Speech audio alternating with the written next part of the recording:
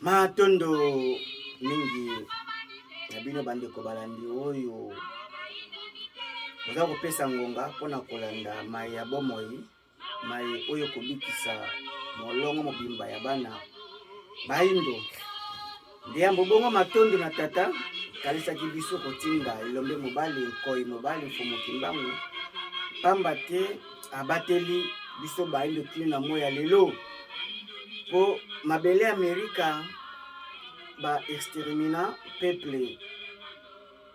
ba amérindien kasi bakoka te ko exterminer la race noire pamba taza la race mère oyo azali copie identique ya tata mokeli et moye ba effacer na surface de la terre ezate po yende mkolo mokili po azala yambo nyonso ezala lolenge bongo moyindo te bongo l'obscurité ezala yambo ya lumière ekwa bon kozala nde tobatelamaki na bokasi mpe nguya na pasi ya mfumoki mbangu tuku misato na boloko ebateli bana baindo matondo na yaki mpa balongo mpe bakoko babiso kasi toye na lombango lelo mpona kotalisa actualité wapi Israël mboka balobaka ya nzambe peuple eli ana bakapasité nyonso oyo bato bapesa ye kasi kotala likambo eleki ya samedi oyo ya le 7 octobre attaque oti bongo bauti koatake bango na bamisilima wapi oyo na Hamas na territoire ya bande de Gaza na mboka Palestine. Déjà la conflit Palestine na Israël bawelaka mabele oyo Israël a occupé illégalement après deuxième guerre mondiale. Alingaka a contrôler territoire wana nyonso nzoka koko na bango Abraham abota na basi mibale. Donc bana kazi oyo baza ko réclamer mabele na bango. Omoni lelo ndenge batake bango. Soki to comparer na ba pays Afrique to na Congo oaza bongo misu ya Afrique, mutema ya Afrique, mutu ya Afrique. Ce bazui ba problème bango bakimaka mbangu epai ya nzambe. Et bazwaka communauté internationale na témoin kasi Israël atiaki elikia na mandoki na bakomando oyo asali bongo recours epai na bango riposte oyo azosala deja azoboma mingi koleka kasi atako wana ebomi 830 morts soki bapesi chiffre officiel wana cela veut dire déjà eza na plus oyo ebomi koleka bambula matadi ekolo bakima kopesa chiffre exact mpona na panique ya ba compatriote na bango ne bongo komona ngonga oyo tokomi tobaki mingi eza ngonga ya déclin eza ngonga oyo toa déjà na fin du monde ya Occident ya loposo pe meme Israël wana aza na service ya renseignement la plus pointue au monde y compris na États-Unis d'Amérique kasi bakomite komona préparation oyo ba habitant ya Hamas ya Palestine oyo basalaki préparer attaquer Israël par surprise bayaki na fête ya jeunesse na territoire na bango na frontière wana ya Hamas na désert et bakoti na ba moyen nyonso terrestre ya likolo pe ya mai et babomi koleka sans côté ba otage oyo bazwi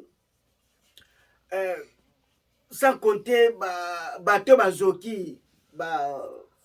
donc basali makambo nanu Israël alotaki te. Est-ce que Abraham, Isaac, Jacob bareflaki ata moko na bango te? Est-ce que ba service secret yango ndenge nini échappé bango te soki ngonga ekoki ya kobetama ya kokweya ata bozotala bato ekozinda ata bozomona kokoso ya mutuka ekoya kaka ekoloba ete Israël na responsabilité bakumbi kombo ya Jésus pour la déstabilisation ya ba nation ya ba loposo ya bikolo ebele lelo Afrique ezobetama mingi Afrique centrale penza na kombo ya Jésus kasi bakoki te koya kolanda kosala faire démentir lokuta oyo Italia kumbi na molongo mobimba e bakobeta mapona yango bakaboli biso lelo ba maintenir Afrique na échec à cause ya message ya christianisme et bakomi na déclin tel ba pays arabe ba sepeli bango nyonso ndenge oyo bataki ba palestinien basali na eteni ya Hamas et batutemine sengo etala monde ya l'Occident ndenge bazui mawa ndenge États-Unis zo aider militairement na armée na bibunde zo aider Israël pour à sa surface na drame o auti bongo kozwa kasi toyeba ete États-Unis lokola la représentation ya puissance ya monde occidental ya luposo pembe baza ko faire essouffler géant na bango les azo aider Ukraine les azo aider Kotoyo Israël et ba poste ya conflit déjà efungwami donc l'homme noir moindo yeba itokomi na ngonga oyo et conflit oyo eko zonga susu simate ko matakase ko mataka to milenge la kobatela bomo ya bana na biso pamba te héritage oyo leki makasi za bo kotika bato kotika bana to kobota to batela bomo na biso bay oto take like na mikili ya bapana mikili ya poto na protection ya l'Occident to ba ete l'Occident akomi na moma oyo afutama na mabe nyonso asali na makila tangisi na bokonzi oyo bapesaki ye mwana suka et asali yango abusivement a détruit tata mokeli engonga ekoki lokola ya détruit l'homme noir lokola ya sana passe ana base ya passe échec ya baindo toka moinde bonga zali tata mokeli na mokeli o détruire ye ba ete flèche aller et flèche retour siko ezozongela bango tozwa précaution ya kozongela bokoko na biso tradition culture na biso pamba te fumuki mbangu yango ayelaki monde azongisa ba valeur culturelle na ye traditionnelle na ye po azonga so na mbwende ya bokonzi tokamba nde tokambaka na Égypte antique l'Occident akita amata kokoya na ye déjà ndimami na mikila bapaya soki première guerre mondiale ezalaki deuxième troisième conflit ekozala pour la destruction ya matériel